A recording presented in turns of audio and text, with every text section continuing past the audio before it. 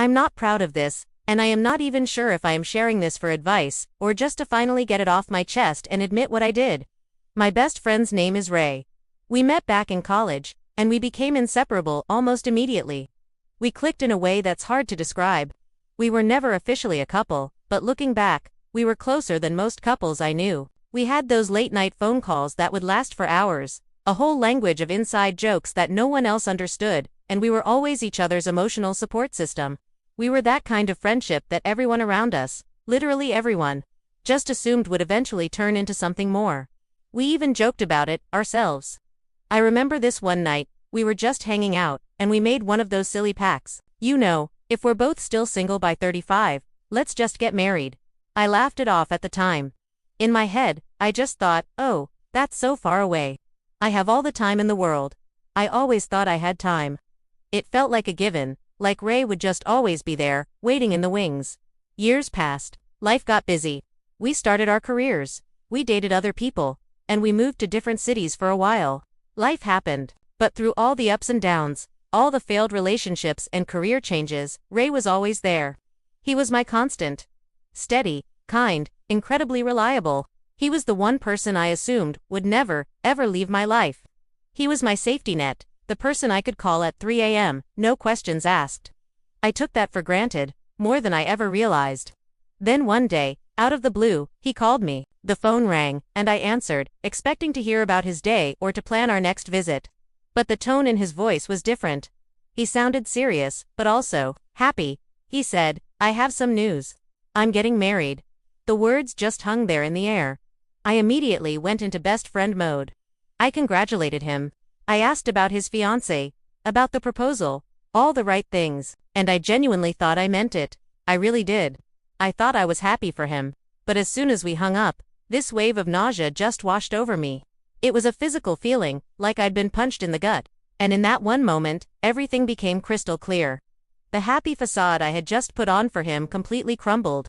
It hit me all at once. I wasn't just losing my best friend to marriage. I was losing the person I had quietly, subconsciously built my entire future around, all without ever having the courage to actually commit to him.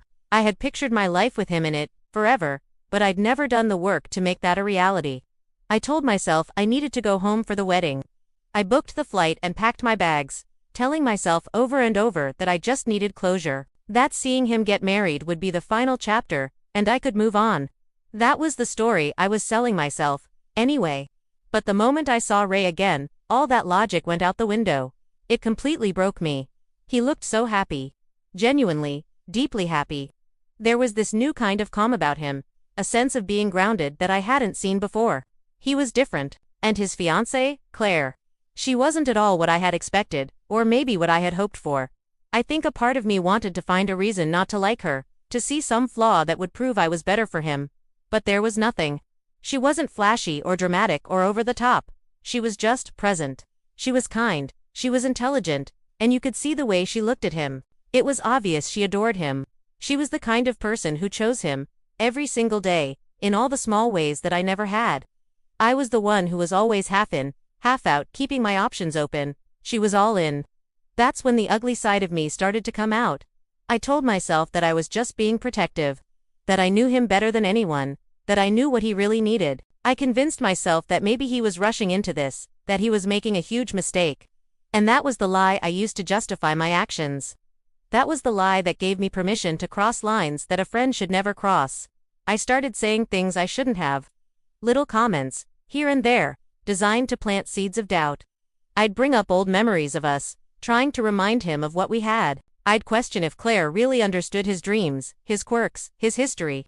I let my raw jealousy disguise itself as genuine concern. I was weaponizing our friendship against his happiness. And for a terrifying moment, it almost worked. I could see the confusion in his eyes. I could see him pulling back, second-guessing things. I was creating chaos, and a dark part of me felt a flicker of hope. The night before the wedding, it all came to a head. Ray came to find me. He asked me to talk, and my heart was pounding. I was ready for a fight, for him to yell at me. But he wasn't angry. He just looked tired, exhausted. He looked at me, and with this incredible sadness in his eyes, he said, "You didn't lose me. You just never chose me." That one sentence completely shattered me. It was like a light switch flipped on in a dark room, and I could finally see everything for what it was. The lies I'd been telling myself, the entitled behavior, the selfishness, it all came crashing down. In that instant, I finally saw the truth. I wasn't really in love with Ray, not in the way that truly matters, the way that requires action and commitment and vulnerability. I was in love with the idea of him. I loved the security of knowing he would always be there, my emotional backup plan. That isn't love. That's entitlement. It's taking someone's heart for granted. I broke down and apologized. Not a manipulative apology to try and change his mind or stop the wedding. It was a real gut-wrenching apology, because he deserved the truth. He deserved honesty and respect, something I should have given him years and years ago instead of keeping him on a string. He deserved to be chosen, wholeheartedly. The next day, I stood at the very back of the church during the wedding. I watched him at the altar, looking at Claire with so much love, and I cried. But they were silent tears. Tears of regret, but also tears of understanding. I watched him marry the woman who chose him without a single moment of hesitation, the woman who was brave enough to go even. I didn't leave that wedding broken. I left humbled. Deeply, profoundly humbled. It was the hardest lesson I've ever had to learn. Some love stories don't end because they aren't real. They end because one person waited too long to be brave enough to say what they feel, to take a risk, to choose, and now, I live with that lesson every single day. Thanks for letting me share this.